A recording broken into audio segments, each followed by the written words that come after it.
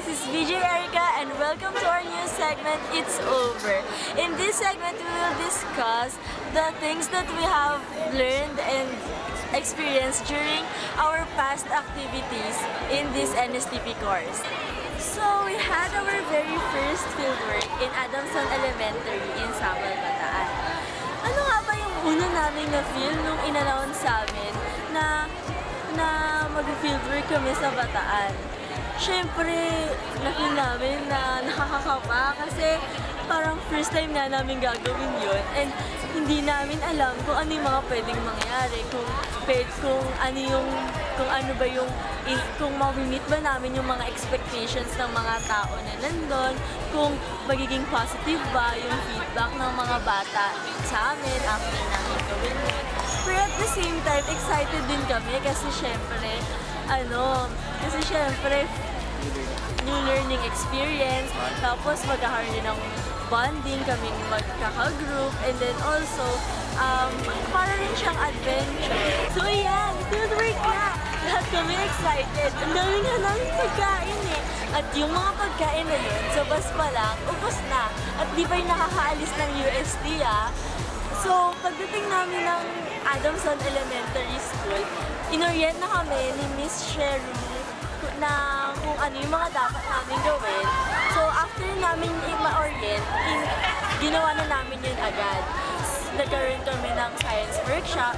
Sa science workshop na yun, kumuha kami ng simple lava lab simulation na nagustuhan naman ng mga bata. Sabi nga nung isang alaga namin si Jason, astig pare! Pagkatapos nun, nagkaroon din kami ng aerobics. Tapos nakita namin doon na kahit bata pa lang sila, meron mga may potential na mananayo din. Tapos tinuruan din namin yung mga bata tungkol sa mga simple tsaka basic knowledge tungkol sa health na alam namin na makakatulong ito sa kanila para mapanatili nilang mabuti yung kalusugan nila hanggang sa lumaki sila. Pagkatapos ng mga activities na yun, kumain kami, naglaro, nagkwentuhan, at kinilala namin mabuti isa't isa at nagpaalam na rin kami pagkatapos ng mga lahat.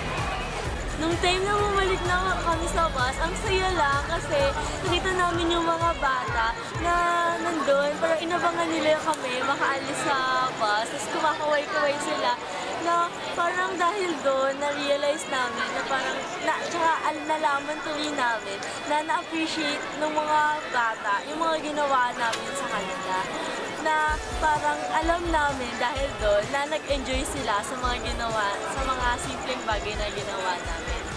Yung mga realizations naman namin after ng fieldwork, parang ang saya lang kasi parang na-realize namin na dahil yung mga kami mga na ang dami namin gustong gawin, pero yung mga bata na kahit simple lang yung mga ginawa namin, parang ang taas-taas na ng ngiti nila na parang alam namin na nag-enjoy talaga sila.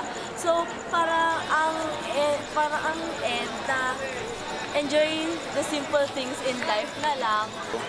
And syempre, wag na nating i-take for granted yung mga bagay na nare-receive natin kasi maliit man yan or malaki, blessing pa rin yan kay God. Huwag ka lang choosy.